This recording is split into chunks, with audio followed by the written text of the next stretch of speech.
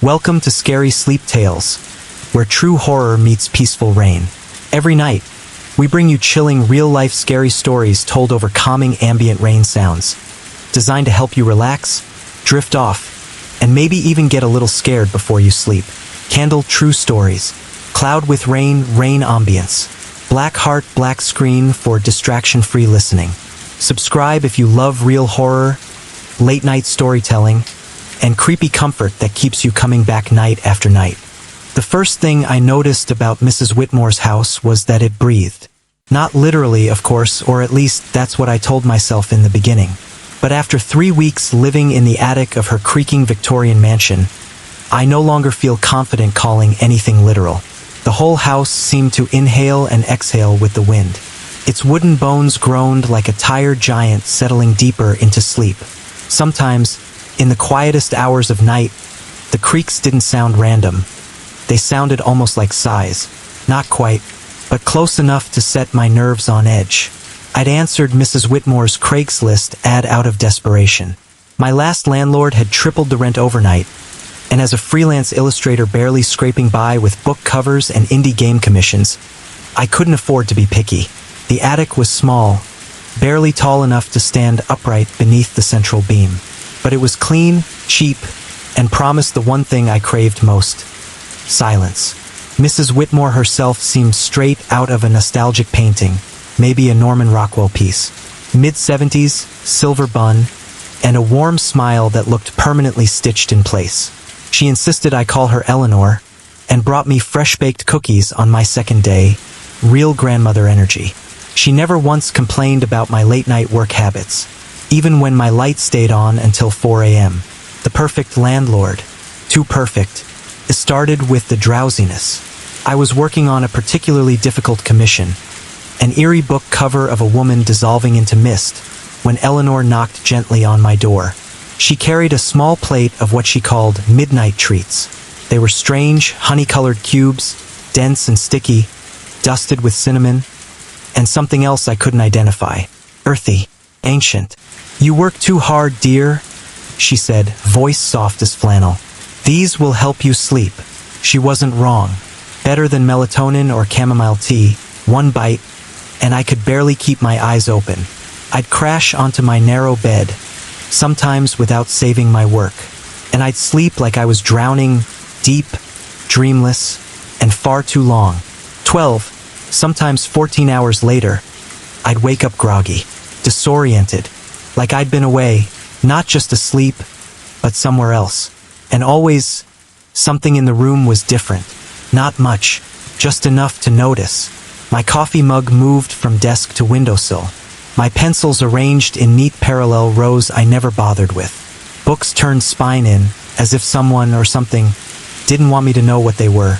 I told myself I was just sleepwalking, forgetting things, but the doubt crept in, slow and cold, like water beneath a locked door.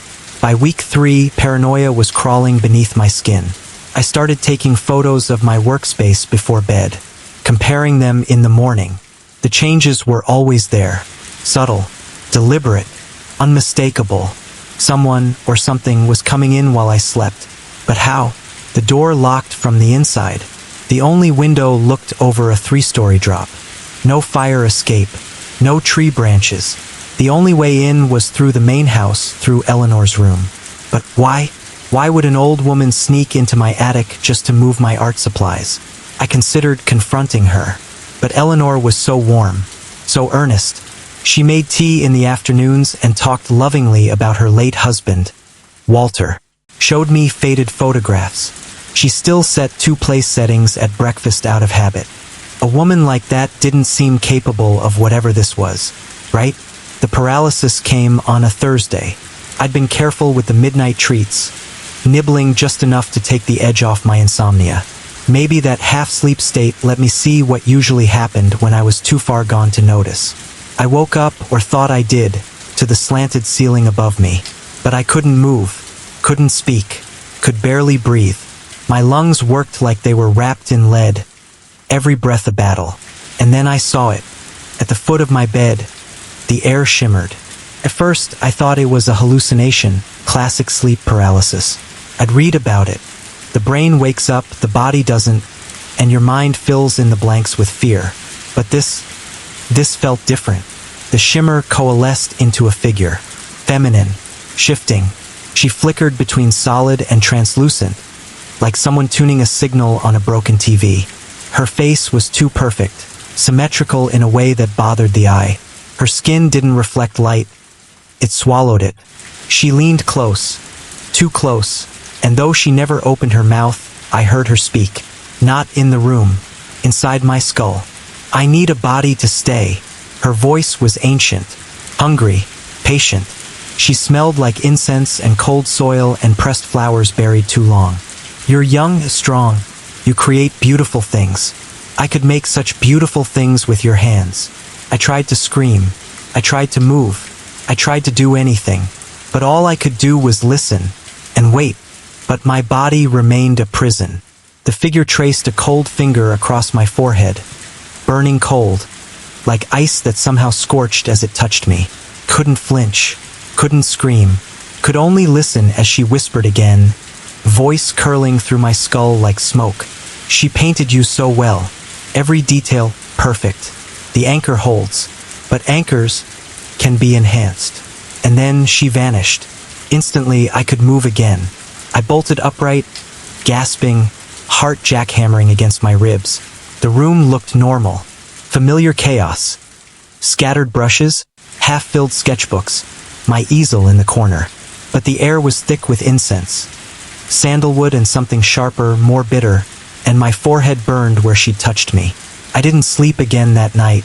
The next morning, running on adrenaline and fear, I spent my last $50 on express shipping for 3 microcameras. One pointed at the room, one at the door, one at the window. If someone or something was getting in, I wanted proof. If I was losing my mind, I needed to know for sure. I set them up carefully while Eleanor was out on her weekly grocery run.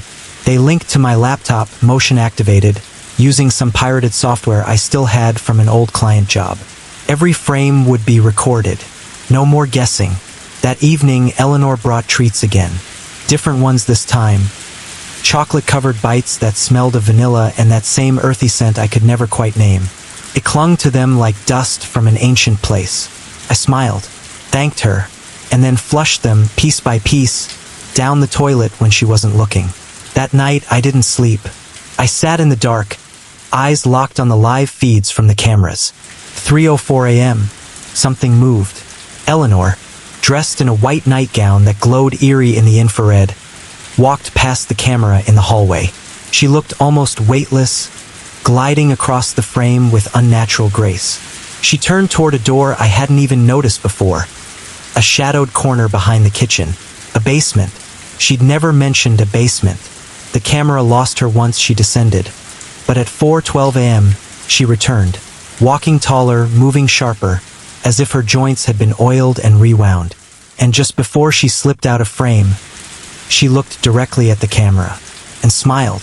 The basement consumed me after that. I spent the next day digging through property records, news archives, anything I could find. The house had been built in 1894 by a merchant named Harrison Blackwell. Eleanor and her husband Walter bought it in 1982. Nothing unusual, except one thing: a 1987 community newsletter. A small blurb, almost a throwaway line. Eleanor Whitmore wins first place in the county art fair for her lifelike portrait work. There was a black and white photo, Eleanor, much younger, standing beside a painting of an elderly man. The portrait looked almost three-dimensional. So real, it seemed like he might step right out of the frame. That night, I faked another early bedtime. She brought me a new treat, dense, greenish, smelling faintly of graveyard flowers. I pretended to eat it, then lay in bed fully clothed, waiting. At exactly 2:47 a.m., I heard the soft creak of floorboards, her steps moving across the kitchen down toward the basement. I followed. The basement door was ajar, warm amber light spilling through the crack. I pressed my eye to it, and the world shifted. Eleanor stood before an easel. She wasn't alone. She was speaking to someone or something just out of my line of sight. Her voice had changed. Reverent.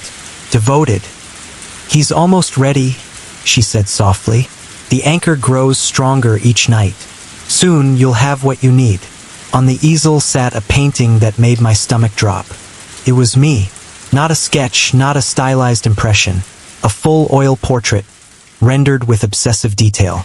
Every line of my face, every hair, the scar on my chin from when I was 5. But the eyes weren't mine. They held that same predatory hunger I'd seen in the paralysis dream. I scanned the basement, and my blood turned to ice.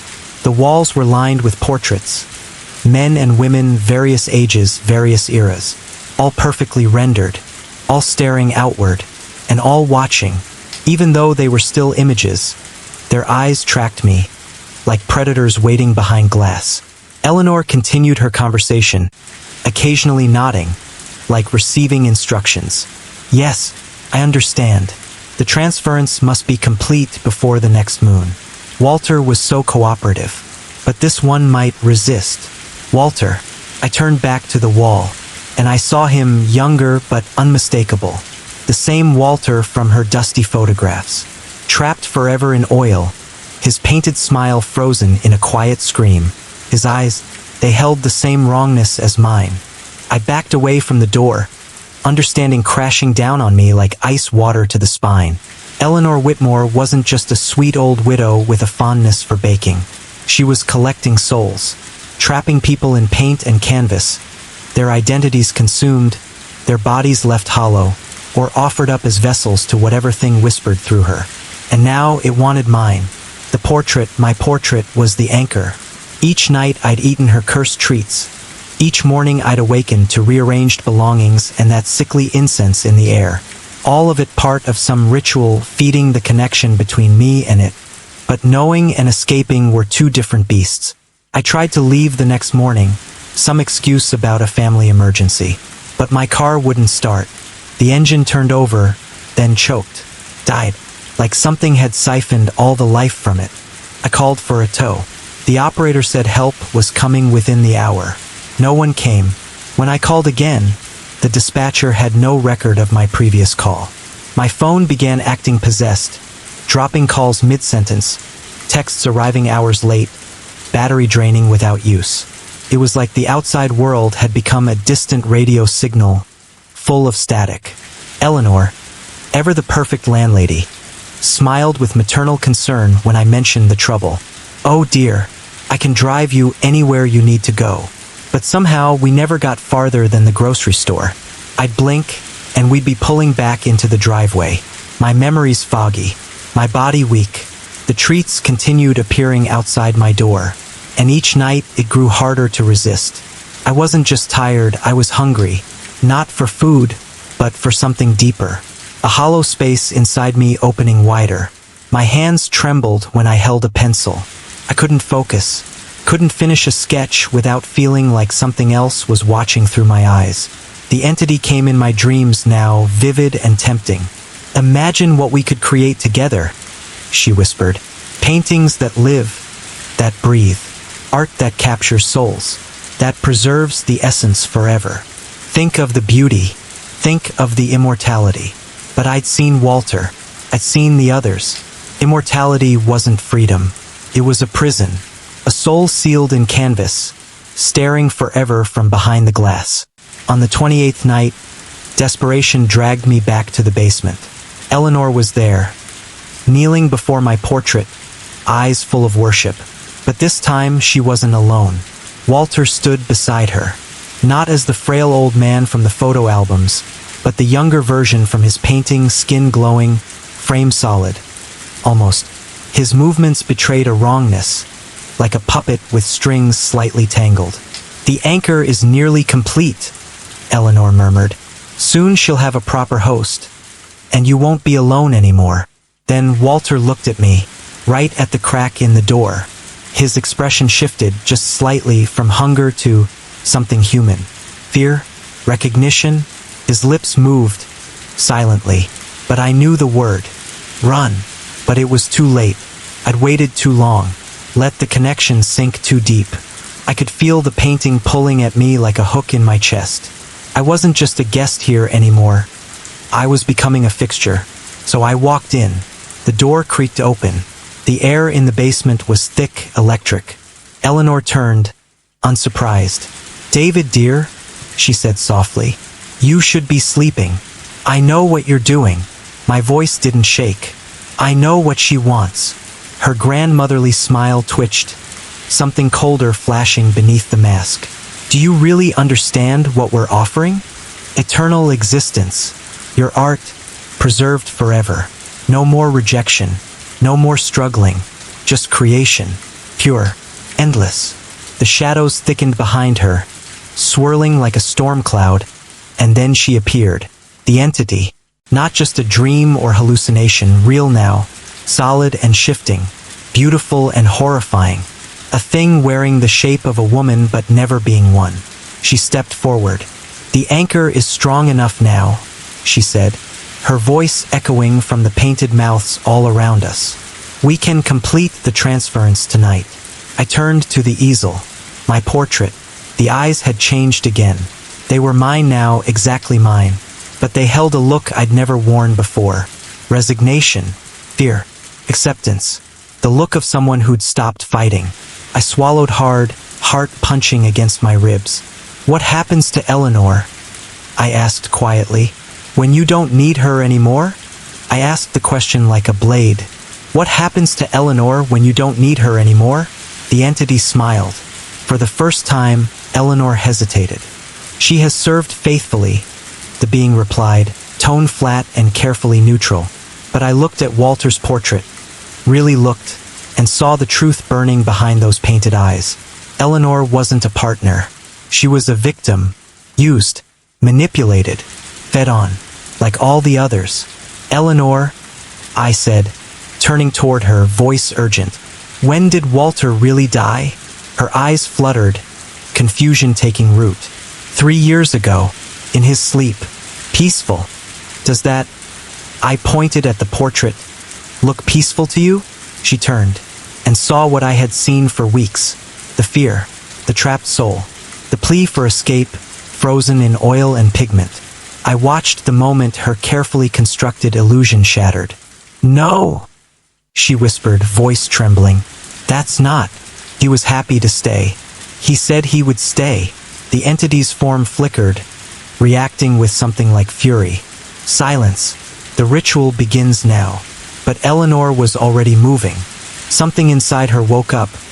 The real Eleanor, the artist, the woman who once painted from love, not servitude. Her gaze turned sharp, clear. She grabbed a palette knife and lunged toward the portrait. What happened next defied explanation. The entity screamed, a sound not made for human ears. It struck my brain, not my body, vibrating through marrow and memory. The portraits on the walls twisted, mouths opening in silent screams, as if the souls trapped inside were finally aware of what was coming. Reality tore like canvas under a knife. The basement folded inward, becoming a place outside time and space. Place between places. As Eleanor's blade pierced the portrait, I felt something inside me snap. A thread that had wrapped itself around my very soul, tugging me closer to the edge of something ancient and endless, broke loose. And then I fell. I woke in a hospital room. White walls, dim lights, a nurse leaning over me. "You fell down the stairs," she said. "Hit your head. You've been unconscious for 3 days." Eleanor called 911. Eleanor visited once. She looked smaller, frilier, like she'd lost a great weight or maybe just the illusion of control. Her words were soft, measured. The painting was destroyed in the fall, completely ruined. Such a shame. It was coming along so nicely. When I asked about the basement, about the portraits, her expression was blank. Honest. As far as she knew, the basement held only storage boxes and her late husband's woodworking tools. She'd never painted portraits of strangers. The doctors had their own explanations. Concussion-induced hallucinations. Possibly carbon monoxide exposure from a faulty furnace. A desperate brain inventing terror to fill the gaps of trauma. The treats? Harmless. Just flour, honey, and sugar. Nothing else. Eleanor's kindness? Real. Misunderstood. Also reasonable. So comforting. But when I paint now, My hands move before I think, creating faces I don't remember imagining. Eyes that seem to watch me, landscapes that exist in no known country, under skies of colors that shouldn't exist. And sometimes, just sometimes, I swear the canvas breathes, a twitch of lips, a shift of eyes, a whispered stay beneath the brushstrokes. Eleanor sold the house 3 months later, moved to Florida, supposedly to live with her daughter. The new owners gutted the basement, turned it into a bright, modern rec room. They reported nothing unusual. No hidden doors, no strange paintings, no echoes of screams. And yet, I drive past the house sometimes, usually at night when the rational world is asleep. The windows are dark. But once, just once, I saw a flicker of light in the old basement window. And in the attic, my attic, I saw a figure, standing still, watching, though the house has been empty for weeks. The doctors say trauma can conjure vivid false memories, that the mind, desperate to understand what it can't, fills the void with narrative. They're probably right, probably, but I've stopped eating food from strangers, and I never, ever paint self-portraits anymore.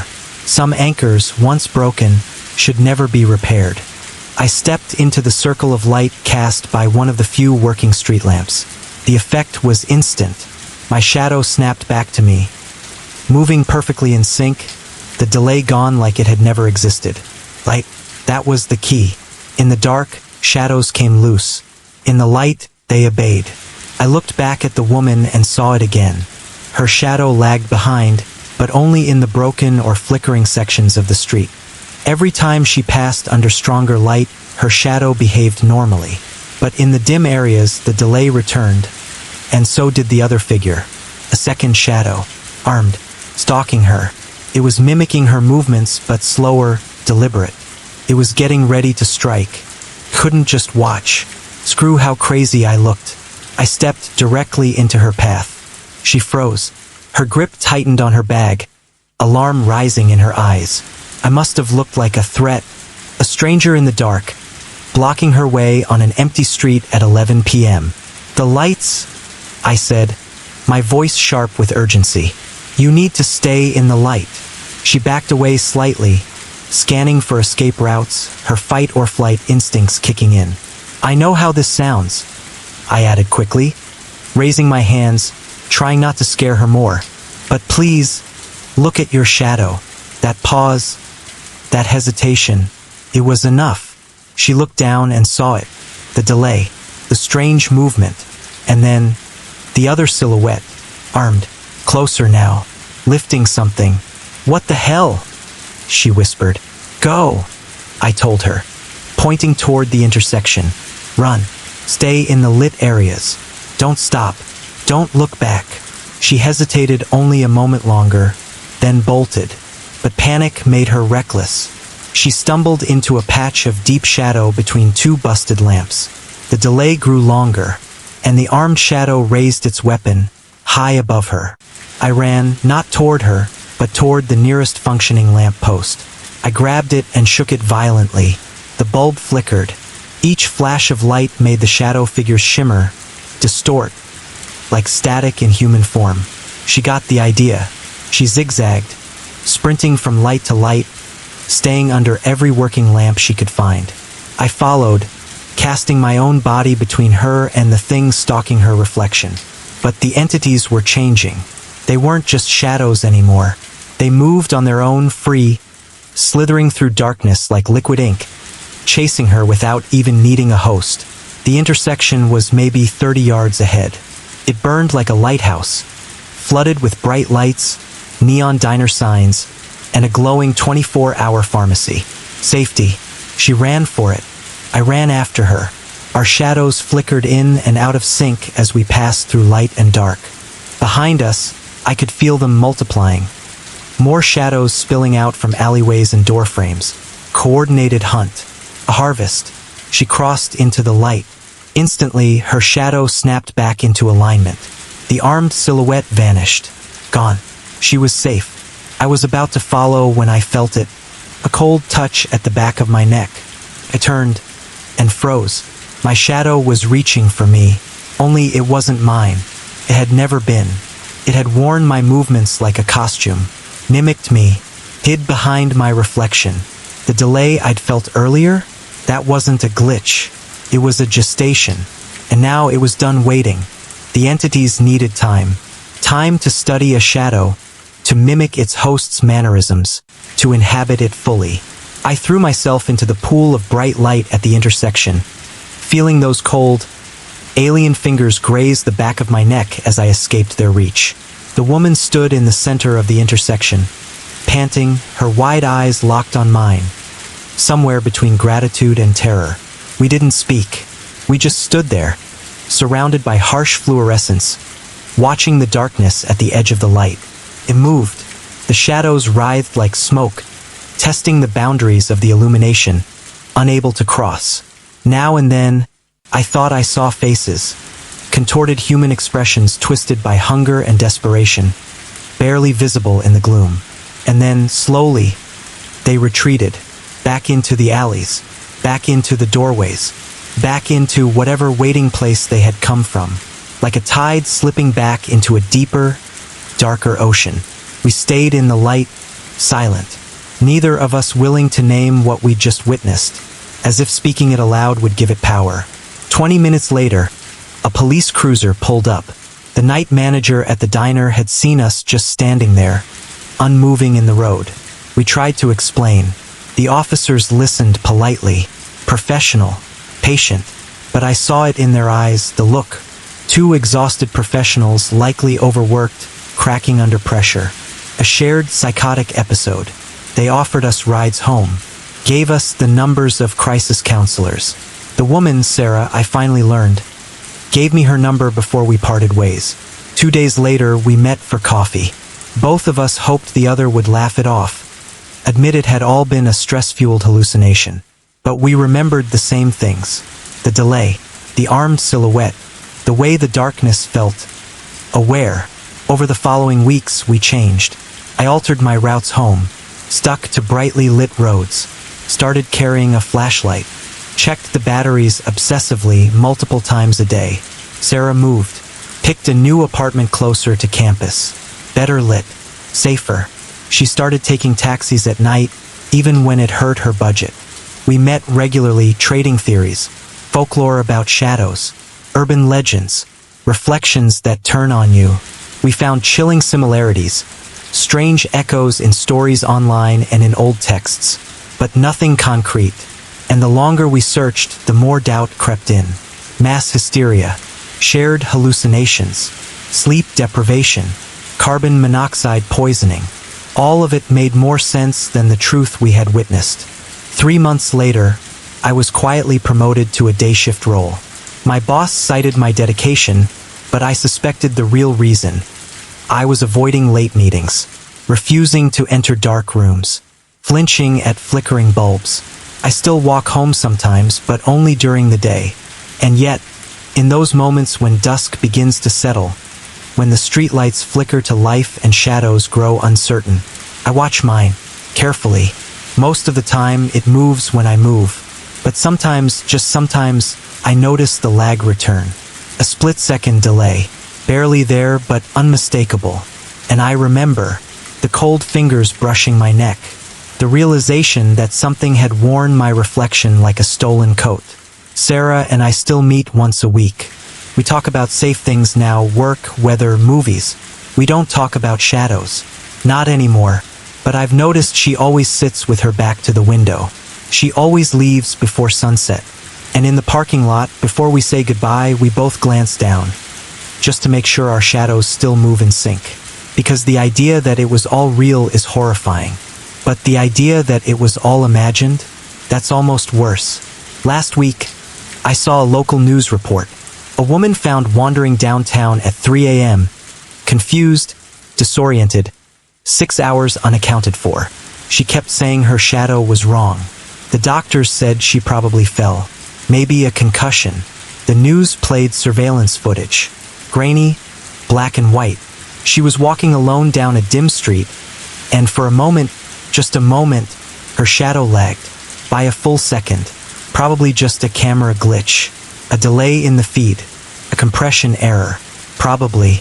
I tell myself that every night, when I check the locks, when I test my flashlight, when I feel just a little too alone in the dark.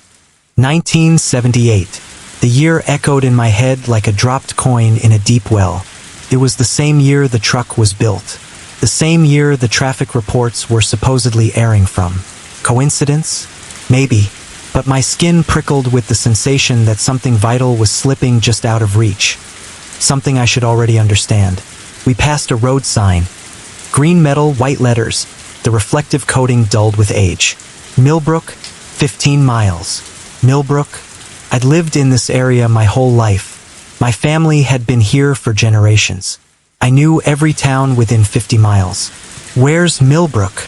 I asked. Used to be a nice place. Farming town, the driver said. Most folks moved on years ago. Used to be, past tense. Another sign zipped by. Cedar Valley, 8 miles. Another name I didn't recognize.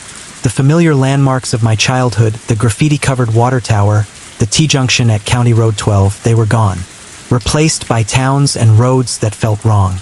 Unfamiliar, yet nostalgic.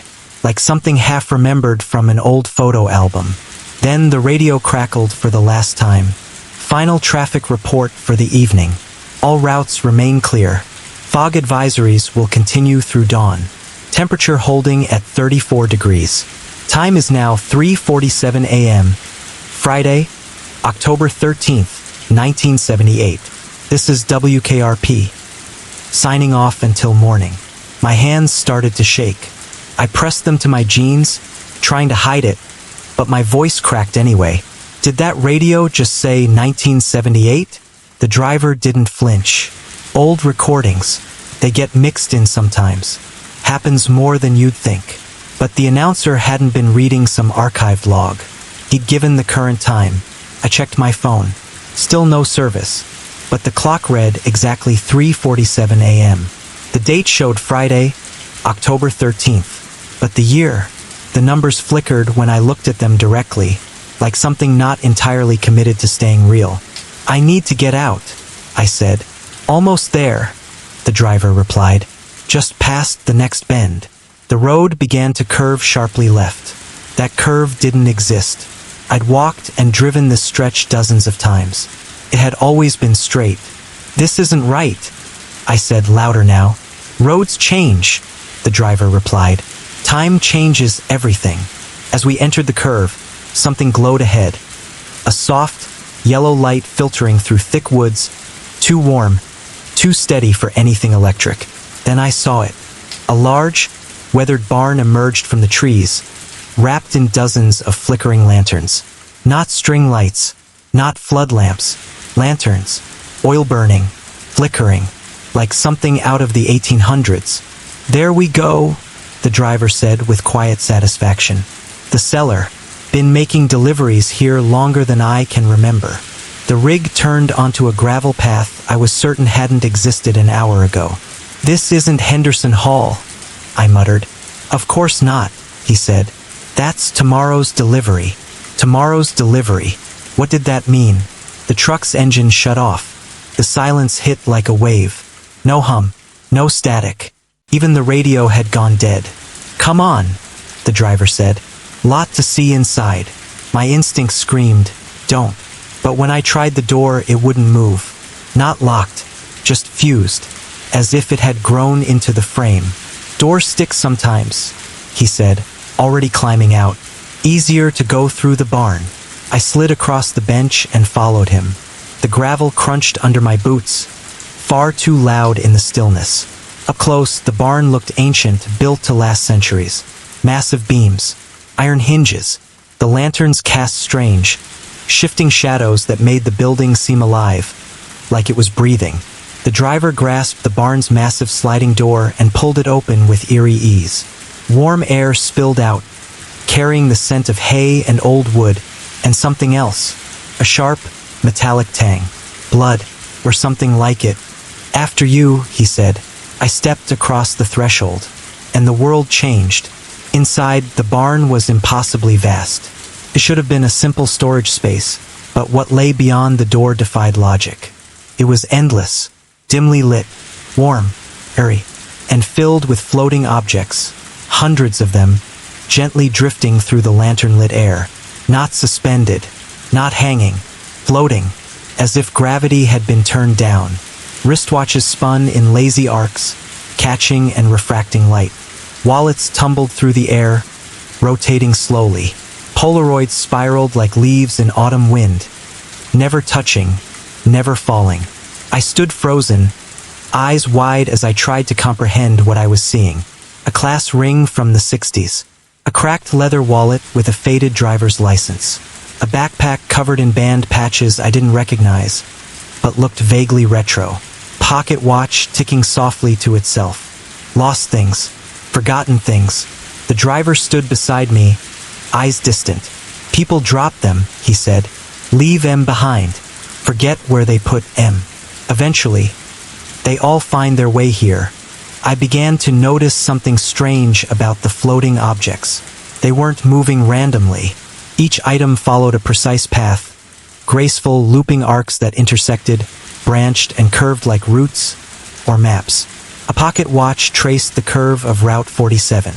A spiral of photographs outlined what looked eerily like Interstate 78. What is this place?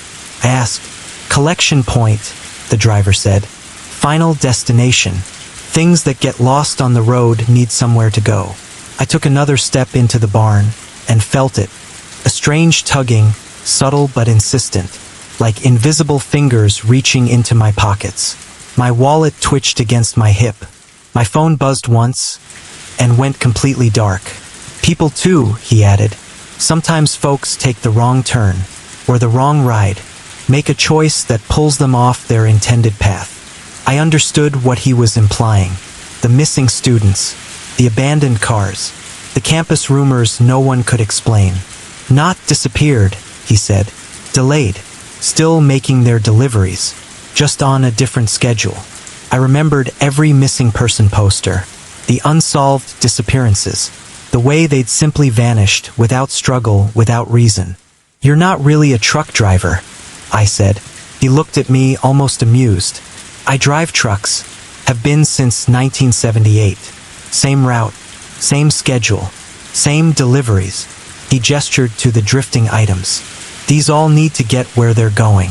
Just takes some longer than others. The tugging sensation intensified. I felt my student ID sliding upward from my shirt pocket, ready to join the collection. If it left me, I knew I'd be next. Some of the objects glowed faintly now, not with lantern light, but from within. Not just items anymore. Echoes. Residues. How do I get back? I asked. Same way everyone does, he said. Find something that still belongs to you. Something the collection hasn't claimed. Use it to remember where you're going. I patted every pocket. Wallet trembling. Phone dead. ID card nearly airborne. Keys? Left in my dorm. Then I felt it. A small, hard shape in my back pocket. A guitar pick.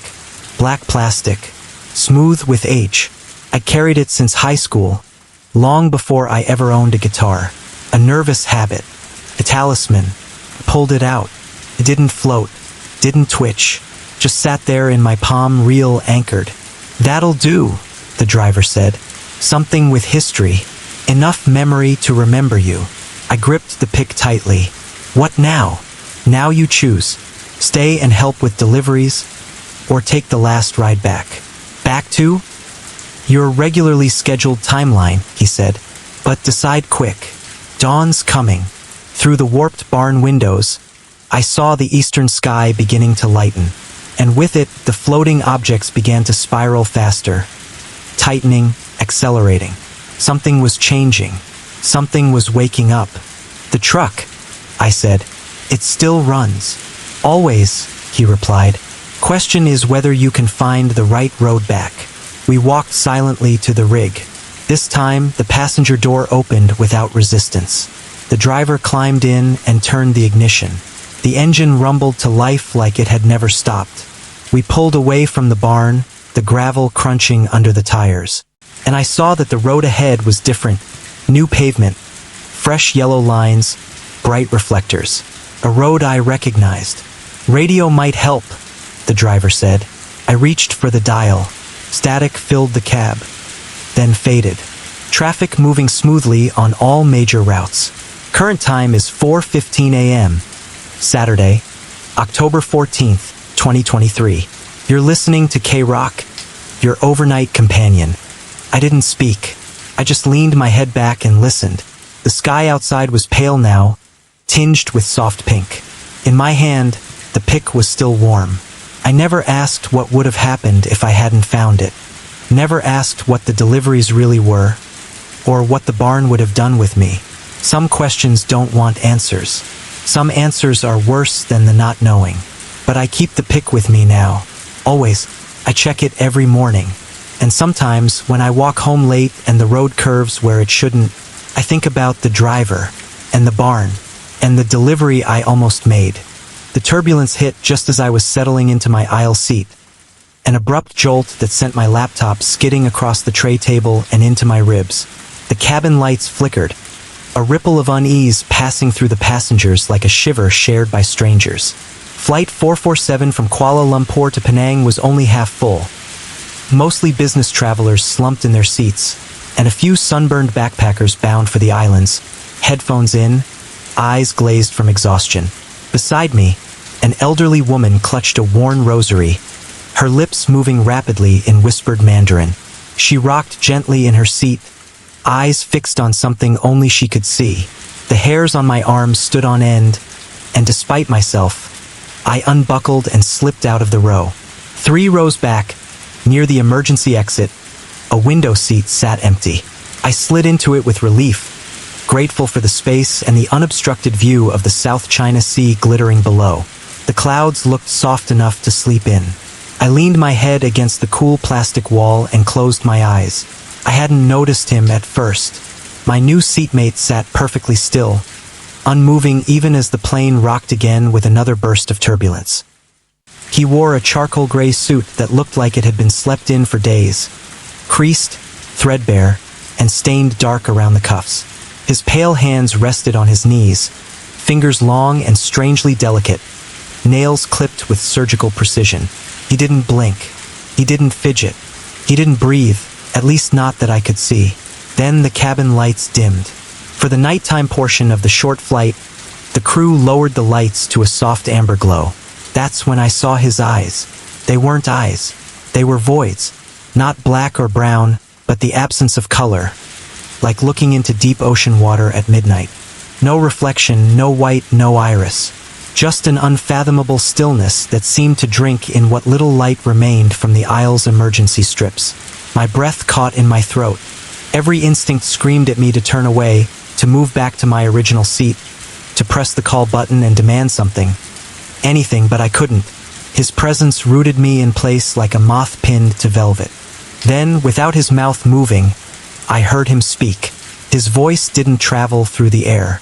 It vibrated through the metal frame of the plane, through the cushions, through the fillings in my teeth. It arrived inside my skull fully formed, as if it had been waiting there. A gift, he said, to help with the transition. The pendant will ease the pressure. You'll sleep better. In his outstretched hand lay a small object, a twisted silver pendant, its surface etched with symbols that refused to stay still. The lines writhed, rearranged, blinked like closed eyes behind thin skin.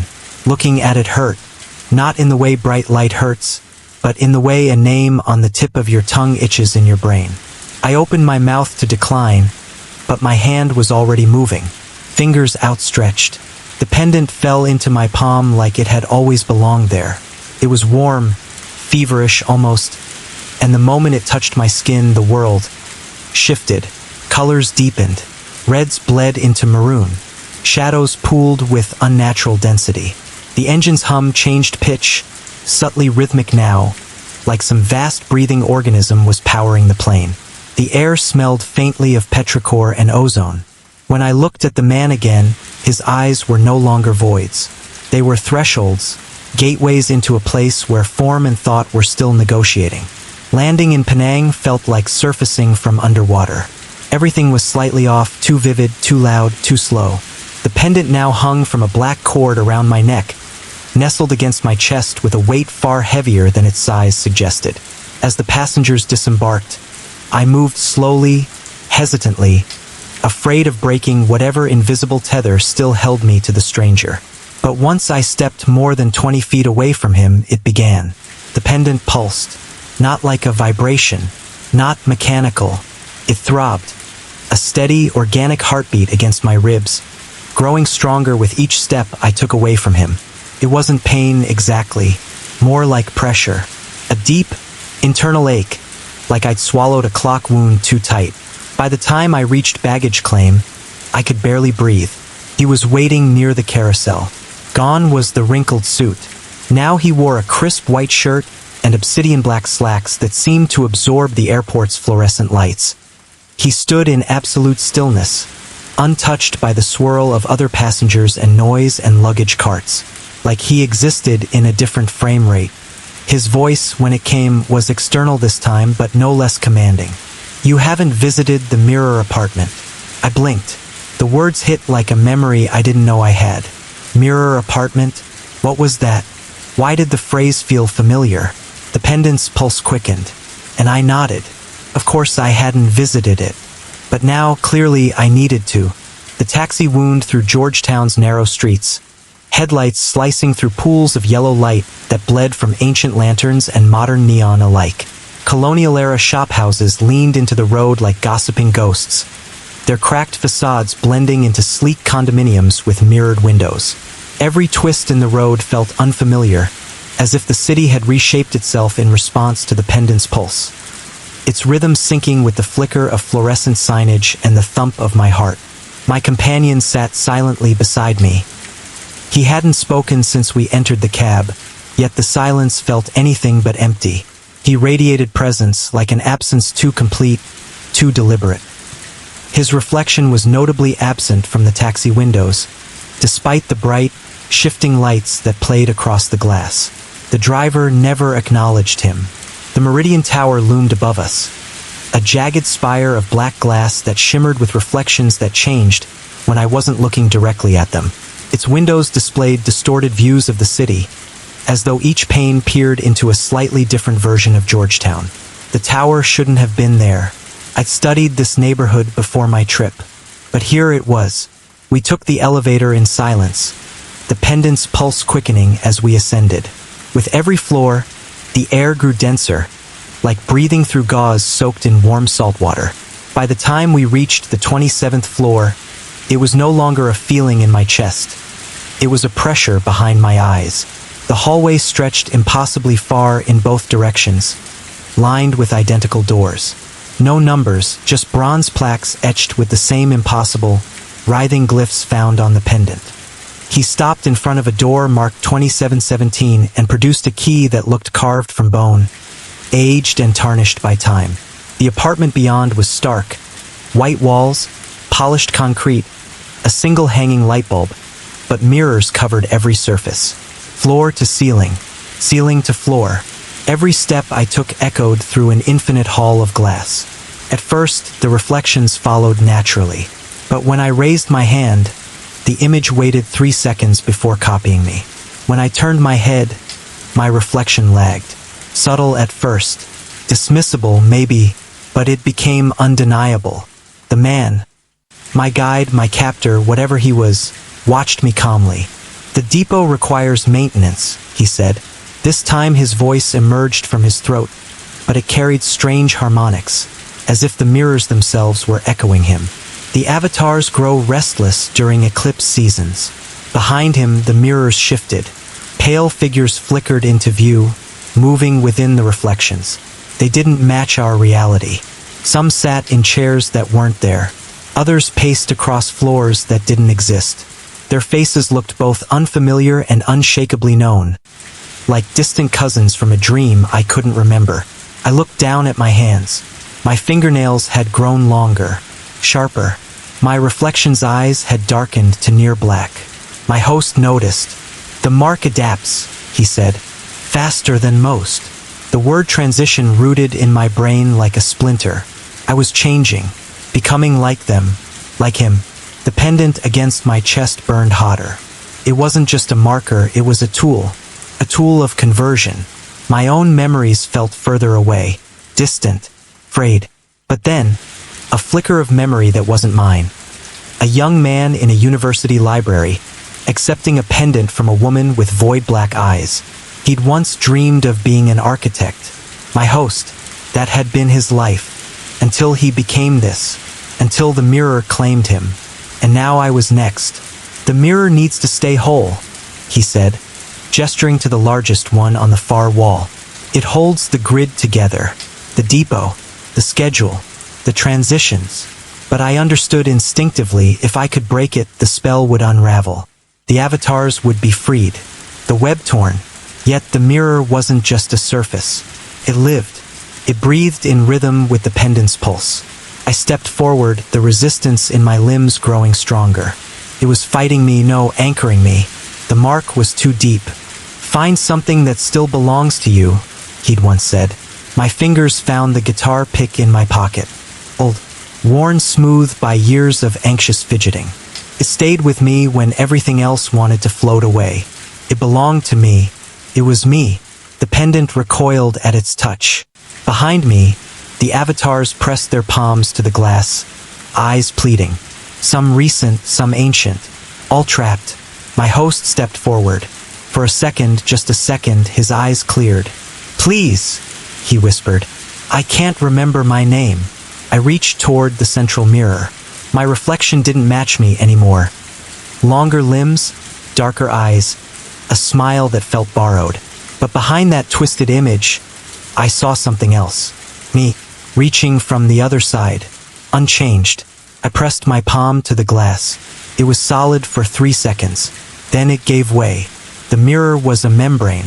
And some prisons, I realized, can only be opened from the inside. The elevator didn't descend. It unfolded. That's the only word that fits. The sensation wasn't vertical or horizontal. It felt like falling sideways into a space that didn't obey ordinary direction. The corners of the elevator stretched into infinity and then collapsed back into themselves. The air grew viscous, thick like warm syrup, and with every breath I took, I could taste metal, copper, ozone, static. The lights flickered once, then died completely. Only the obsidian button on the panel remained illuminated, pulsing like a slow heartbeat, except it wasn't mine anymore. It was deeper, older.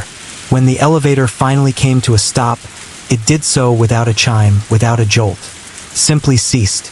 The doors slid open, not with the smooth hydraulic hush I was used to, but with a slow, wet scrape, like something being peeled apart. What lay beyond was not another floor. It was a hallway carved from dark, porous stone. The walls were lined with ancient sconces that burned with a pale blue flame, casting no heat but shadows that crawled independently of their sources. The air smelled of dust and memory, old libraries, burnt incense, and wet concrete after rain. There were doors on either side of the corridor, but they weren't like those in the hotel. These were tall, narrow, and carved from dark wood that seemed to breathe. Each door bore a single eye-shaped brass keyhole, rimmed in symbols that shifted the longer I looked at them. I blinked, and for a moment I could have sworn one of the keyholes blinked back. The carpet had changed, too. It was velvet soft beneath my shoes, but each step triggered a dull thud beneath the floorboards, like walking across a hollow chest that might wake up at any moment. I turned to look behind me. The elevator was gone. No doors, no panel, just smooth black wall where it should have been, and in the center of it, the faint outline of a circle, burned into the stone like a brand. I stood in the dark hallway, heart pounding, unsure of whether to scream or whisper. Ahead of me, one door stood open a sliver. Unlike the others, it was mirrored from top to bottom. My reflection stared back at me, but something was wrong. My eyes didn't move when I did. My head lagged behind my movements by just a breath. When I exhaled, my reflection inhaled. I should have run. Instead, I stepped inside. The space beyond was immense, cathedral-sized, though no church had ever looked like this. The walls shimmered with shifting patterns, like oil slicks on water. Mirrors lined every surface, ceiling, floors, even the furniture. The reflections didn't obey physics. Angles were impossible. Some mirrors reflected parts of the room that didn't exist. Others showed me from behind even when I faced them. I wasn't alone. Figures moved in the glass. Not reflections. People. Or things that used to be people. They wandered the mirrored halls silently, brushing against the glass from the other side, their mouths opening and closing in slow, silent rhythms. Some wept. Others smiled too wide. A few simply watched with blank, expectant expressions. I turned back toward the doorway. It had vanished. In its place stood a man, or what remained of one. He wore a bellhop uniform, crisp and pressed, with black piping along the cuffs. But his face was wrong. Perfectly symmetrical, pale as bone, and utterly expressionless. His eyes were mirrors, literal mirrors, and when I looked into them, I saw my younger self, asleep on the school bus, unaware of what waited at the hotel. "The depot requires attention," he said, voice both thin and thunderous. It vibrated the floor and echoed through the glass. "Eclipse season is upon us. Transitions must be maintained." "I don't belong here," I whispered. My voice sounded too small, too soft in this cavernous place. "I just pressed the button by accident." "There are no accidents," he said. "Only appointments." I backed away, only to find another mirror behind me. This one showed me not as I was now, but as I could be. Taller, thinner. My eyes swallowed the light. My fingers had elongated into graceful, too perfect digits. A smile curled on my reflection's face without my consent. The pendant around my neck, a shape I hadn't remembered receiving, was pulsing again, warm and heavy against my chest. I tried to remove it, but my fingers passed through it as if it were made of mist. The bellhop stepped aside. Behind him stood a wide, rippling mirror. Its surface shimmered like water and hummed with an almost gravitational pull. "This is the true floor," he said, "where reflections become real, where echoes come home." The mirror pulsed, and from within, I saw her myself, the version of me that hadn't stepped into the elevator, the one who'd gone to sleep on floor 11. She looked back through the glass with eyes wide and terrified, fingers pressed to the other side. But I couldn't remember if she was me, or just an idea of me. The bellhop extended his hand. "You may leave," he said, "but you must leave someone behind. That is the rule. You cannot exist in both places." Behind the glass, my other self nodded slowly. She wanted out. I didn't know which of us would step through. When I awoke in room 1147, it was nearly dawn. Light leaked in through the slats in the curtains. The brass key card sat on the nightstand beside me. My shoes were still damp from the velvet carpet. I rushed to the bathroom. The mirror was cracked. A hairline fracture ran from the top right corner to the base, splitting my reflection in two.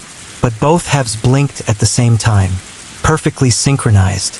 Almost. My phone had 37 missed messages. My classmates thought I'd sleepwalk to the lobby. Campus security logged no strange elevator activity. The black button didn't exist. They said I must have imagined it all.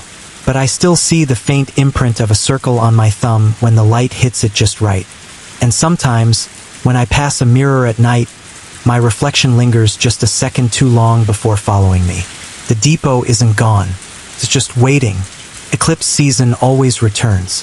The bathroom mirror remained crystal clear, the only true surface in a world of distortions and deceit. It framed the two of us perfectly, the original and the replacement. We stood mirrored in stance, but not in soul. The thing wearing my face stepped closer, movements too fluid, too rehearsed, like it had studied me for years but never quite understood how human stiffness worked. Its smile was subtle, just a millimeter too wide, a touch too symmetrical. It was a smile built by a machine, or perhaps worse, by something that remembered being human but had long since forgotten why. "I've already settled in," it said in my voice, but stripped of all warmth. "I made your bed. I dreamed your dreams. You don't belong here anymore." I lunged toward the bathroom, caught me by the arm. The struggle spilled into the narrow space, the mirrored walls capturing 1,000 fractured versions of us grappling. Arms entangled, legs slipping on cold tile, breath coming in panicked bursts. And in each reflection, the scene was subtly different. In one, I was winning. In another, it was. In a third, we weren't fighting at all, we were both standing still, watching ourselves from within the glass. The mirror didn't distort. It didn't lie. It remembered. The pendant. The one I didn't remember putting on but now felt burning hot against my chest. Vibrated so intensely it made my ribs ache. I could feel it sinking with the thing before me, drawing our heartbeats together, trying to make one rhythm out of two. I slammed the imposter into the mirror. The glass rippled but didn't break. My reflection flinched. Not the fake one, mine. The version of me that had somehow remained me even through all of this. I pressed both hands against the cold surface, eyes locked on my reflection. Not the thousands around us. Just that one, the version I knew deep in my gut was true. My fingertips tingled. My skin began to hum. I remembered what the faceless figures had said. Replacement services in progress. But if something could replace you, maybe it could also be replaced. The imposter reached for me again, its hands stretching too far, fingers lengthening unnaturally like shadows at sunset. But I didn't fight it, not directly. Instead, I grabbed it by the wrist and yanked it into the mirror with me. For one endless second, we both passed through into that mirror world behind the glass. Everything there was silent, heavy, like swimming underwater with your ears full. The laws of physics hung loosely here, like clothing 2 sizes too big. Time moved sideways. My memories felt like someone else's. I could hear 1,000 heartbeats in the walls. And surrounding us were mirrors of other rooms, other people, other replacements, fighting their own battles or long since lost to them. Some mirrored rooms were empty. Some showed pairs of selves in harmony. Others contained only one, and I could never be sure which one had survived. The imposter screamed, not with sound but with light. Its face began to crack, pieces fracturing like ceramic under pressure, and I saw what lay underneath. Not a face at all, but an empty surface, like black marble etched with runes that squirmed when viewed directly. It didn't want to be in here. This was my reflection space. Couldn't survive outside a borrowed face. I kicked away from it, pushing myself back through the mirror, back into the bathroom, back into reality. I hit the tile floor of 1147, panting, shaking, sweat soaking my shirt. The imposter was gone. The mirror had returned to stillness. But it no longer reflected me. It reflected only the room. No figure, no face, just an empty bathroom. I stepped in front of it again. Still nothing. And then subtly, slowly, I began to appear, piece by piece. First my outline, then my face. But it wasn't synchronized. My movements lagged by a second. My expression didn't match my emotions. My eyes looked tired, older, different. I wasn't sure if I'd returned alone. The rest of the room was just as I'd left it. Or, almost. The nightstand now bore 2 water bottles instead of 1. The key card was neatly tucked under the edge of the lamp. And the digital clock blinked 12 o'clock, reset, as if power had been lost and restored. I lay on the bed, staring at the ceiling for hours, too afraid to blink. I watched the mirror across the room, waiting. When I finally slept, I dreamed of an elevator that never stopped moving. I told no one. Who would believe me? A story about mirrors and replacements and corridors that folded sideways through space? I tried to pretend it never happened. I checked out with the rest of my class, boarded the bus back to campus, and said nothing. But sometimes, when I pass a mirror in a quiet hallway, I catch a glimpse of something behind my own eyes, a flicker of someone still watching, still waiting. And now, when I close my eyes, I can feel it. The elevator still moves, and I never pressed that black button again. But sometimes I hear it calling me. I needed to leave. Whatever was happening here, whatever she was wrong. A distortion, a glitch in the world so subtle and so terrifying that my rational mind recoiled from it. But my legs refused to listen. I stood rooted in the orchard as though the frost-kissed ground itself had decided to claim me. 2:59. Her voice reached me like wind through glass, soft, cutting, unnatural. 2:58. The numbers weren't random. They descended like a metronome for something I couldn't see, something I didn't want to understand. Each syllable bent the air around her like heat above asphalt. I blinked at my phone again. The display flickered, first blank, then scrambled with digits that made no sense. For a moment, it read 13 hours 72 minutes, then midnight, then undefined. I wasn't hallucinating. This wasn't fatigue. Time was breaking. All around me, the orchard seemed to shift. Branches twisted with a slow-motion fluidity. The shadows they cast squirming like worms beneath a microscope. The moon dimmed, then flared, as though blinking against the disruption. I backed up slowly, my sneaker crunching over something brittle. I looked down. Not an apple. A watch. Cracked face, leather band half rotted. Nearby, something else. A wallet torn open and waterlogged, its ID bleached beyond recognition. And then, impossibly, an old flip phone, its screen still faintly glowing, caught in the gnarled roots of a tree. One by one, I saw them, timepieces, small tokens of lives long departed. A dropped keychain, pair of glasses, a single child's mitten, offerings, victims? 2:57. She was closer now, though she hadn't moved. Or maybe the orchard had reoriented around her, shifting like a stage set. Her gown swayed without wind. Her mouth barely moved, yet the sound grew louder, closer, more intimate, as though she was now whispering directly behind my ear. I turned. She was still 20 feet away, but her voice was inside me. I stumbled back through the brush. The air had thickened, dense with cold and memory. The moonlight had turned reddish now, painting the orchard in the hues of old bruises. The very trees seemed to lean in, their bark wrinkled like ancient skin, their branches pointing not at the sky but at me. I turned and ran.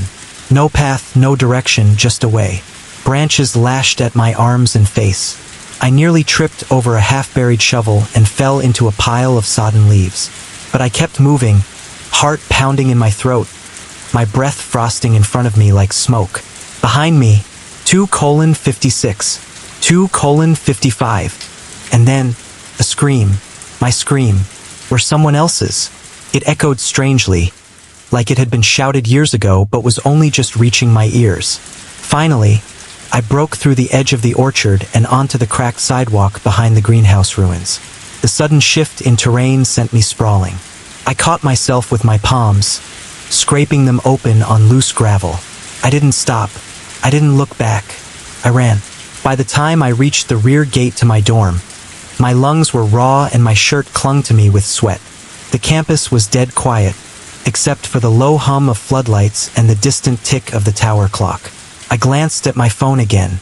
3:04 a.m. Back to normal. Maybe it had never changed. Maybe it had.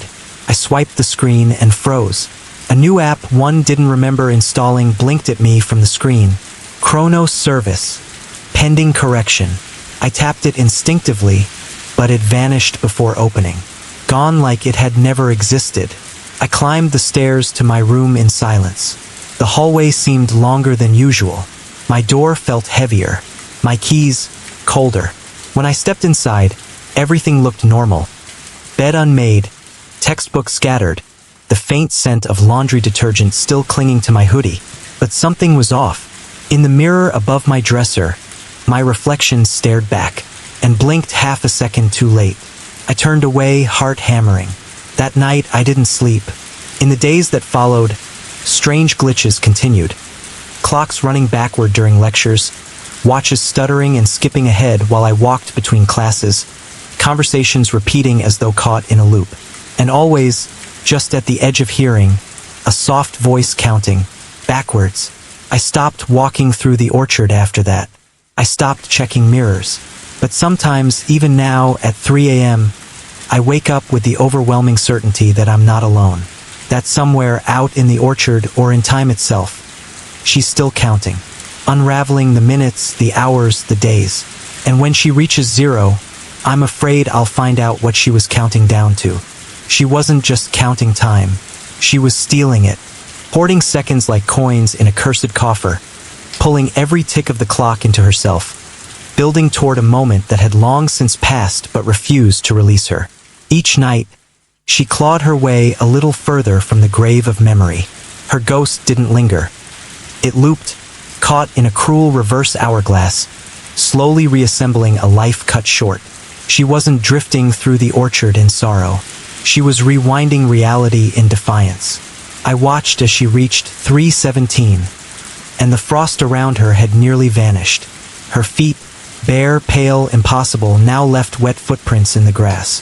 Wherever she walked, time softened, bent, melted.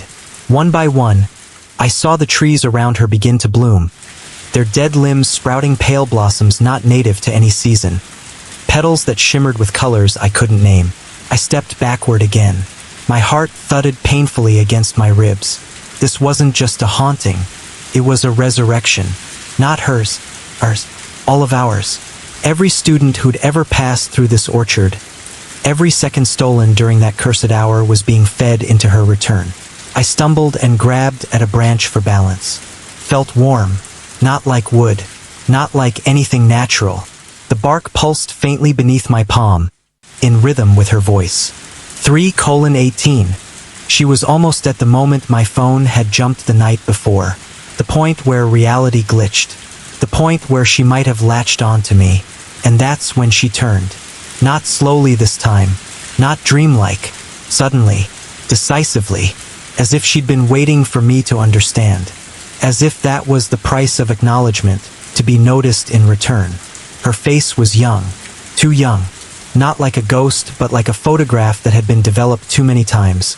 Overexposed, features blurred around the edges, off in the way a dream is off. Her eyes, impossibly wide, glowed with a steady light like backlit screens. Her mouth moved. 3:19. I turned and ran. Not just out of fear, out of preservation. I don't remember the path I took through the trees, only the sound of branches tearing past my ears. The sick certainty that every step forward might not be happening at all. I might already be frozen beneath an apple tree. I might already be hers. When I finally burst from the orchard, I landed hard on the stone path outside the old agriculture building. My phone clattered from my pocket and landed face up on the gravel. 3:09 a.m. The same time it had shown the previous night. The hour never progressed. Not really. It looped, rewound, replayed. She was rehearsing dawn over and over again, stretching it like taffy, keeping herself alive a little longer each night. Back in my dorm, I didn't sleep. I didn't speak. I just watched the second hand on my roommate's wall clock, praying it wouldn't stutter, that it wouldn't slow, that I wouldn't hear her voice again. But I did. I always do. Each night since, just before 3 a.m., the world grows quieter than it should. Electronics flicker. The air cools. And somewhere across campus, or in my head, I hear her. Always counting. Always closer. If she reaches 6:14 again, I think she'll break through. And if she does, she won't be waiting anymore. 6:14, she whispered again, almost reverently. The words were soft, but they struck the clearing like a thunderclap in a cathedral. Something invisible shifted in the atmosphere. A subtle but undeniable change in pressure, as though the world had exhaled after holding its breath for far too long. For a moment, everything was still. The wind froze mid-gust. The trees stood silent and unbending, their twisted limbs no longer reaching for the moon, but frozen like mourners at a graveside. Even the frost on the ground paused its slow melt, suspended in droplets that hovered just above the grass, glittering in the moonlight like mercury. Then something cracked. Not a branch, not a root, but something deeper. A break not in wood or bone but in time itself. I staggered back as the air around me grew warmer. The icy grip that had hung over the orchard loosened, retreating slowly like a receding tide. The frost began to melt in widening arcs, spreading out from the clearing like ripples from a dropped stone. I could smell wet soil now. Earth, grass, not decay or dust, but the scent of spring mornings long forgotten. She turned toward me, graceful, weightless, and quiet as breath. Her nightgown fluttered in a breeze I couldn't feel. Her feet, once hovering just above the frost, now touched the damp ground. For the first time, her presence had gravity. For the first time, she was real. "I've waited so long," she said, her voice trembling with something caught between disbelief and wonder. "So long." Her eyes shimmered, not with tears, but with release, like the glow of a lantern extinguished at last. And then she walked, not toward me, not toward the horizon. She simply walked forward, into the thinning mist of the orchard, past the trees that had witnessed her vigil for decades. She didn't look back. With every step, the orchard around her grew more ordinary. The twisted branches softened. The endless rows no longer stretched into infinity. I could see the edge of campus again, distant dorm lights twinkling like the tail lights of the world she'd refused to leave. Then, just like that, she was gone. No burst of light, no scream, no grand vanishing act. She simply ceased. Where she had stood, only the frost remained, melting slowly into the dark soil, leaving behind nothing but silence. For a long time, I didn't move. My limbs felt like they were made of stone, my breath shallow and brittle. The cold had returned, but it was just the ordinary chill of an October morning now. Nothing supernatural, nothing haunted. Just the dawn creeping in, indifferent and golden, casting pale light across the branches above. Then I heard it, a bird, just one, singing. Not the eerie, unearthly sound of the orchard's earlier silence, but a real, mundane bird welcoming the sun. A robin, maybe, or a sparrow. The kind you don't notice until you're desperate for signs of life. Another bird answered it, and another. A chorus began to rise, soft and tentative, as the sky shifted from black to slate to silver blue. The world was turning again. Time was moving. My phone buzzed in my pocket. When I pulled it out, the screen had reset. 6:14 a.m. Exactly. The time she'd been waiting for. I made it back to my dorm without speaking to anyone. The halls were still quiet. My roommate was asleep, my bed untouched. I stared at it for a long time, not trusting the ordinary softness of the blankets, the steady hum of the heater, the boring, fluorescent light filtering through the blinds. I didn't sleep. Not that day. Not for several nights after. Weeks passed. Fall deepened into winter. The first snow blanketed the orchard, erasing any trace of her final vigil. Students went about their days, oblivious to the place they passed by. The orchard became just another shortcut, just another slice of overgrown campus land. No one else reported strange time shifts. No one else heard counting. No one but me. Sometimes, late at night, I'd stand at my window and stare into the orchard. The trees were bare now, black silhouettes against the moon. But occasionally, on the coldest nights, I would see something strange. A single melted circle in the snow. Small, round, empty. A footprint?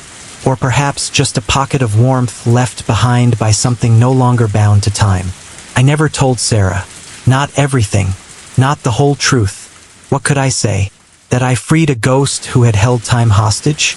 That I lied to a dead woman to save myself from being trapped in a suspended hour for eternity? Sometimes I think I should feel guilty, but mostly I just feel grateful, because time is moving again. Clocks tick forward. The sun rises. The minutes pass. That's all we can really ask for, isn't it? But on some mornings, just before the sun breaches the horizon, I still wake up with a chill in my spine, and I swear, for just a moment, I hear a voice carried on the wind.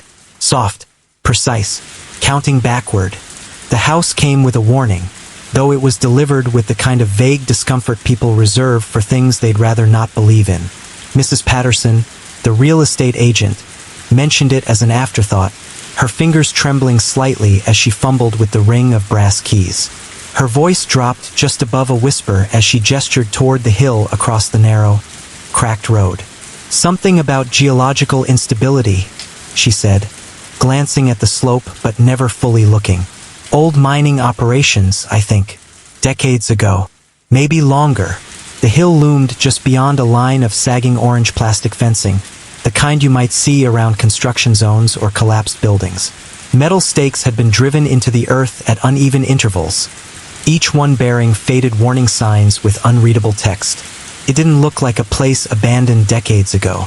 The fencing was too new, the soil too recently disturbed. Still, I didn't ask questions. I needed the space. After nearly 2 years of suffocating in shoebox-sized apartments in Melbourne, where I lived with the constant buzz of electricity and the upstairs neighbor's nightly saxophone experiments, this quiet 3-bedroom cottage in Millbrook Ridge felt like a miracle. The price was impossibly low, which should have been a red flag. But I was a game designer with a looming deadline, and the isolation seemed ideal. I told myself that was all I needed: distance from people and proximity to inspiration. Millbrook Ridge wasn't even on most maps. Population: 87. According to the peeling welcome sign I passed on the way in. It didn't matter. I wasn't here to socialize. I was here to finish my game. An atmospheric psychological horror experience that relied heavily on environmental storytelling, subtle sound design, and slow-building dread. It was almost funny in a cosmic irony sort of way. The developer of a horror game moving into what looked and felt like a perfect horror setting. But I welcomed it. I wanted to make something that lingered under the skin, something that played with the player's perception of space, silence, and time. The first week passed without incident. I set up my workstation in the back bedroom, where the windows overlooked the hill. I lined the walls with acoustic foam, unpacked my field recorders, analog synths, and sound modulation gear. The house absorbed silence like a sponge.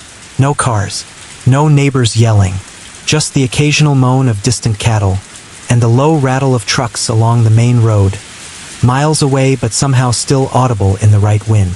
The quiet wasn't peaceful. It was thick, a kind of soundless pressure that built in your ears like altitude sickness. On Thursday, my only neighbor, an elderly man named Harold, ambled over with a foil-covered casserole dish and a nervous smile. His hearing aid whistled when he got too close to my gear.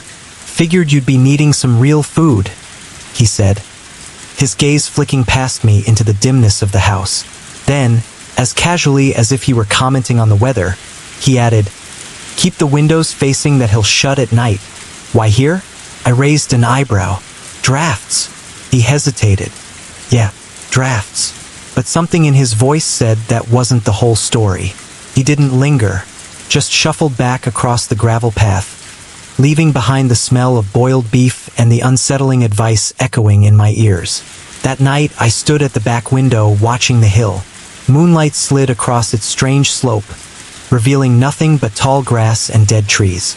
But something about its angle felt wrong, as if the hill didn't belong to the landscape at all, but had been dropped here from somewhere else. I should have closed the blinds.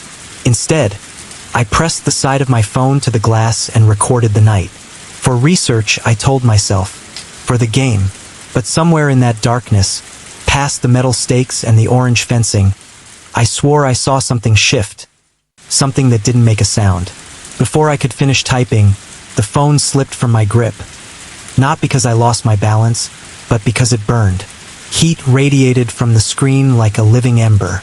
The glass shimmered with static and unfamiliar symbols, pulsing in tandem with the violin's melody. It wasn't any language I recognized. Angular, spindled runes that seemed to crawl across the display, too fast to read, too precise to be random. And then I heard it. My own voice, not in my head, not in memory, in the music.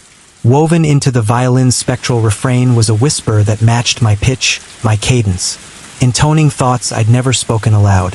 Secrets buried so deeply I hadn't known I still carried them. Moments of guilt, shame, hesitation.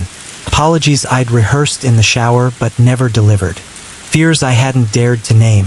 The violin was copying me. Not just the sound of me, but the essence of me, emotion, memory, regret. The deeper layers I kept hidden even from myself. Then came the second violin. The sound slithered into existence like a shadow slinking across the floor.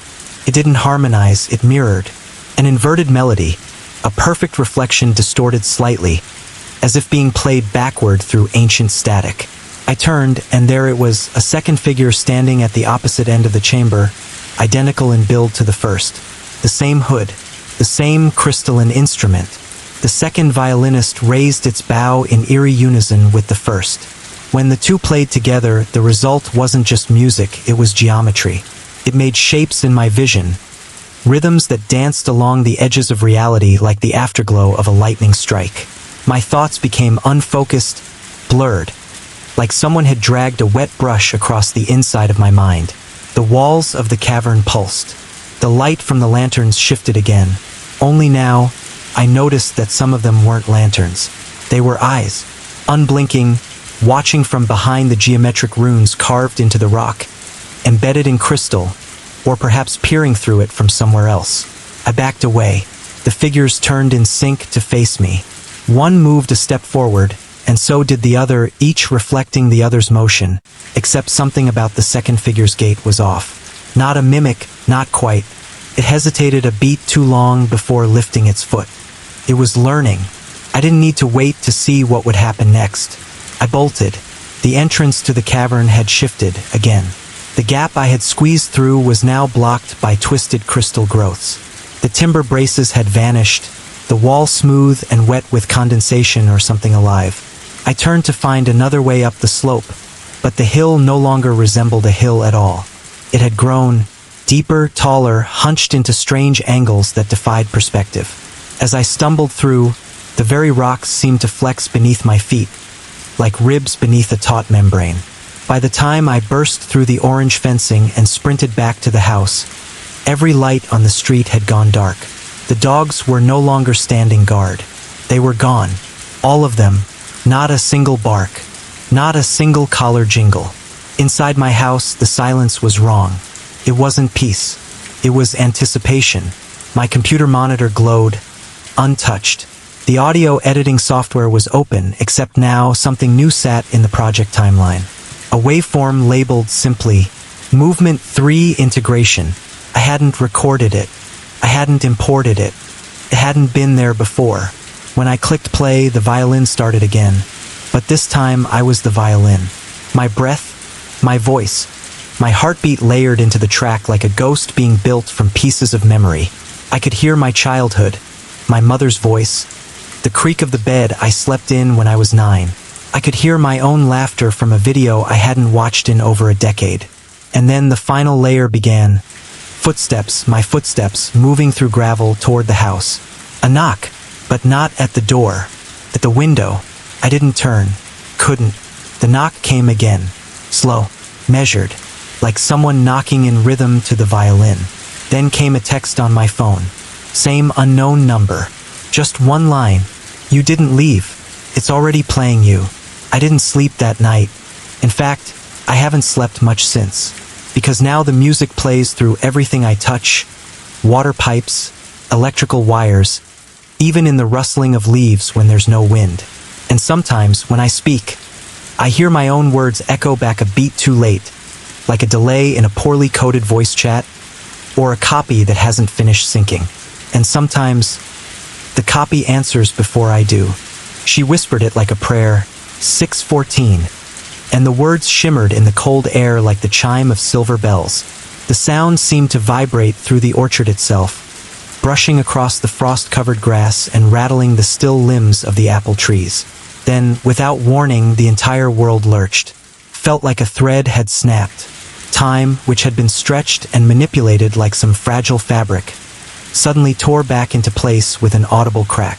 The earth shivered beneath me, my vision blurred, as if my eyes were seeing through layers of thick glass that were rapidly shattering. And then I fell. Not physically, not at first. It was like falling between pages of a book, tumbling through time itself. I was moving through flickering moments that weren't mine, each image burning into my mind before the next overtook it. The orchard in snow, then in bloom, then drenched in golden light. I saw the woman, the same woman, standing in the clearing through decades of nights. Her face never changed, but the world around her aged. Lanterns turned into floodlights, then back into torches. Clothes altered, trees were cut and regrown, and all the while she counted. Thousands of nights, thousands of numbers, and then I was no longer falling. I woke lying flat on my back, blinking at the pale gray sky above. Dawn was bleeding across the horizon. The orchard was quiet. Still, my breath emerged in sharp puffs as I sat up, every muscle in my body aching as though I'd run a marathon in my sleep. My phone buzzed in my pocket. 6:13 a.m. I stared at the numbers. They shifted with perfect normalcy to 6:14. Just another minute on just another morning. But the woman was gone. I rose slowly, unsteady, disoriented. The orchard in daylight seemed unimpressive. No more than a neglected plot of aging trees tangled in brambles and forgotten fruit. It looked smaller now, ordinary, but I was not the same. As I made my way back toward the dorms, every leaf, every crunch of frost beneath my feet felt sharpened and surreal. The air itself seemed thinner. Something inside me had changed, some fundamental part of how I understood the world. I had seen time bend. I had felt it collapse and rebuild itself. And most terrifying of all, I had been part of the force that helped reshape it. But had I freed her? That question followed me like a shadow as days turned into weeks. Had I given her peace, or simply tricked her into stepping sideways, deeper into some hidden fold of time, leaving me behind to walk away? Sometimes, while brushing my teeth or scrolling aimlessly through my phone, I would catch movement just at the edge of my vision. Too subtle to call real, too specific to call imagined. Occasionally, on sleepless nights, I'd hear it again. A whisper of numbers being counted in a voice softer than breath. And every morning, without fail, my phone would freeze at 6:14 a.m. Just for a second. No alarm would sound. No text would come through. It would simply pause, then resume as if nothing had happened. I never found out what happened to Thomas, the young man who'd vanished into war and never returned. No records, no closure, no grave. Just a name in a forgotten telegram and a love so powerful it cracked the very shape of time. Some nights I wondered, was he still out there? Walking across the battlefield of some distant timeline, still trying to return? Or maybe the woman had finally caught up with him somewhere in that labyrinth of broken hours. Classes resumed. I graduated, moved away, moved on. But I never again walked through strange places at 3 a.m. And I never again assumed that time was the one fixed constant in the universe. Because now I knew the truth. Love, raw, desperate, unwavering, can become something monstrous. Grief can ferment until it becomes a force that rewrites the laws of physics. And memory, when nourished long enough by sorrow, can bloom into something timeless and alive. Sometimes I wonder how many places like that orchard exist. Hidden cracks in the surface of reality where people have loved too hard and lost too deeply. And sometimes I dream of still water, perfectly still, waiting for something to fall in. A word, a wish, a name whispered just once more. And I wake up cold, every time, at 6:14. Lately, I've started sleeping with my studio monitors powered on, cables coiled but ready, my counterpoint track cued and waiting, just in case. Just in case the music returns. Just in case the silence I forced into existence isn't permanent. Because there are signs. Subtle, creeping signs. When I look into the bathroom mirror at night, under the flickering LED light above the sink, my reflection doesn't move quite in sync with me anymore. There's a delay. Small, barely perceptible, but it's real. I lift my hand, and the mirrored version of me lifts his a hair too late, like he's catching up. That imperceptible pause between action and reflection. It's growing. Slowly, day by day. I've been checking my audio equipment compulsively, like a ritual. I test the interface, the latency, the signal chain. All good. I run the counterpoint again and again, as if it's a spell I might need to cast at a moment's notice. The violin melody may have been the bait, but my counterpoint was meant to sever its hold, to break the resonance, to save me. But sometimes, in the long hours past midnight, I lie in bed staring at the ceiling, unable to sleep, and the thought creeps in, if I destroyed the geode, if I broke the melody, then what's still watching me from behind my own eyes? What if the figure I saw in that cavern, the one that looked like me but wasn't conjured by the melody at all? What if it was the counterpoint that called it forth? What if, in trying to create dissonance, I inadvertently completed something, some larger pattern, some cosmic harmonic structure that only needed both sides to awaken. Lately, the game I've been building has started to feel alive. The horror elements I programmed were never meant to go this deep. The psychological tension was fictional. But now, something in the ambient layers feels too real, too targeted. Players in the closed beta have started to report strange experiences. Feelings of unease tied not to the visuals, but the soundscapes. Some say they hear distant harmonies embedded in the audio that respond to their breathing patterns. Subtle tones that pulse in sync with their chest, their heart, their presence. I've tried deleting the project. I really have. But every time I open the files, new audio tracks appear. Files I never created. Complex melodies layered atop mine. They interact with my counterpoint in perfect harmony, forming chords and structures I don't understand. It's as if the code is composing with me or without me. And these new pieces, they resonate. Not just emotionally, physically. Frequencies I remember from the geode, the ones that made my teeth hurt, that hummed in the base of my skull, are back. Louder, stronger. Across the street there's a hill, perfectly ordinary during the day. Grassy, sloped, harmless. But now, as I type this, the sun is setting, and I can see faint lights starting to shimmer along its ridge. Not lanterns, not fires, just reflections moving in ways they shouldn't. Patterns that seem intentional. Probably tricks of the streetlights and tired eyes. Probably. But there's also the dog. A stray. Skinny, matted, eyes too intelligent. It appeared at my doorstep last week and hasn't left. At night, it sits at the living room window, utterly still, staring across the street at the hill. Sometimes for hours. It doesn't bark. It doesn't growl. It just watches, like it's waiting for something to return. And now, in the silence, as I sit here listening to my own breathing in the room's hush, I hear something else too. Faint, distant, barely there. A violin is playing a melody that matches the rhythm of my heartbeat. Local folklore, mostly forgotten and buried in the dusty digital archives of the County Historical Society, spoke of sightings in the years following the 1943 accident. Residents reported visions of a figure made of smoke and ash wandering along the old tracks, long after they'd been torn up. He never stayed in one place for long, always moving, always searching. They said he called out in a voice like steam escaping pressurized steel. He was known in whispers as the coal signalman. The older folks believed he was looking for home, for warmth, for the signal house at Millhaven Station, where he'd spent his final days monitoring the switches, alone in the woods.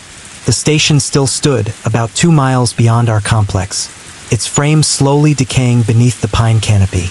I'd passed it dozens of times without thinking twice. But now, it loomed in my imagination like the missing piece of an unsettling puzzle I was rapidly assembling. As the weeks passed, the manifestations grew worse. The fires began appearing in multiple containers at once. Always at 2:22 a.m., always lasting exactly 7 minutes. Residents began experiencing unexplainable electrical issues. Appliances flicked on with no input.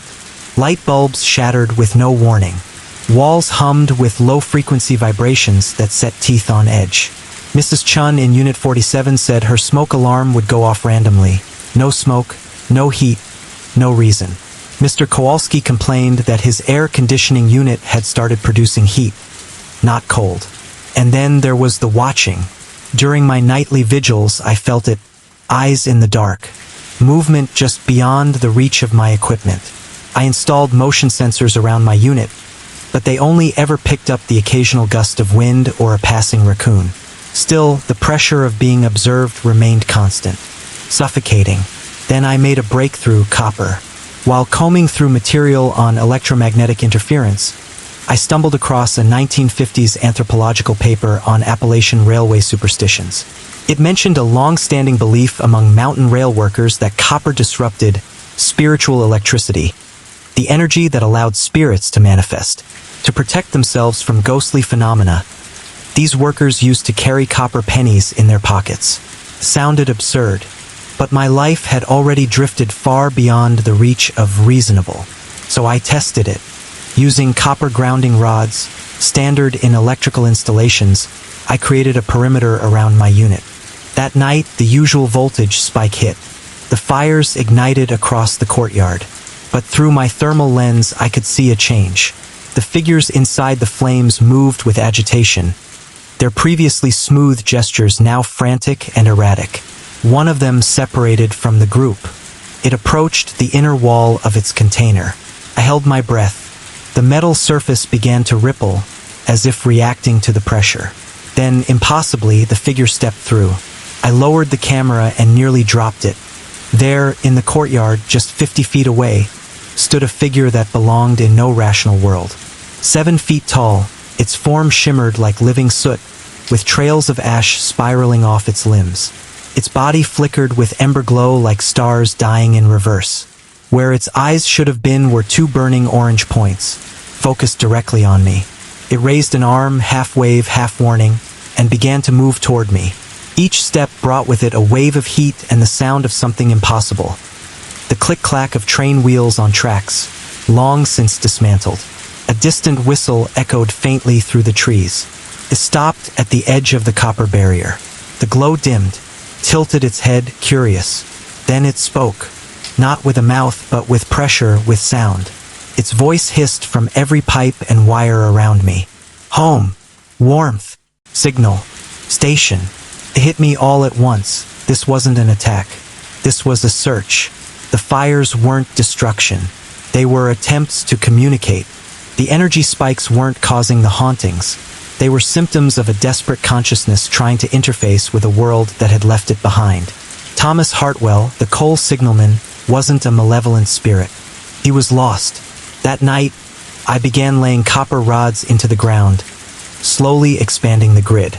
I created a trail, a path, leading from the courtyard toward the abandoned Millhaven station deep in the woods. Night by night, Hartwell followed it. Each time he traveled a bit farther, and each time he looked more human, more whole. Through my thermal camera, I saw the soot-like chaos around him smooth into structure. He was stabilizing, becoming himself again. But there was a problem. The residents were panicking. The electrical anomalies were escalating. Mr. Kowalski's TV played static in human shapes. Mrs. Chen's washing machine ran black as coal. The complex's management called for a full electrical inspection. I had 3 nights to finish the path before the electricians dismantled everything. On the second to last night, I hiked into the woods. The old rail bed was barely visible. I followed it with a flashlight until the Millhaven station loomed out of the darkness like a half-forgotten shrine. Broken windows, sagging walls, but still standing. Using my remaining copper, I built a grid around the station and anchor a landing strip. The final night came. 2:22 a.m. The voltage spike hit. Every light in the complex flared. In my thermal feed, I watched Thomas emerge from the courtyard fire, his last crossing, and begin the long walk down the copper path. His steps were steady, sure. He looked like a man coming home. He paused at the edge of the station, then stepped into the grid. The change was immediate. The chaotic flame around him softened into a warm, golden glow. His outline sharpened, and for the first time I saw his face. Tired, weathered, but at peace. He turned toward me, toward the woods where I crouched hidden, and lifted his hand. A gesture of gratitude. Then he stepped through the broken station door and vanished. The fires ceased. The electrical disturbances stopped. Completely. The weight in the air lifted, as if something had finally exhaled after holding its breath for decades. But the ending wasn't as neat as I hoped. When I reviewed my camera footage, nothing. No thermal images. No figures. No anomalies.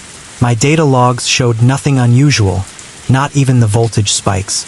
The copper rods I'd placed were now covered in green patina that should have taken years to develop.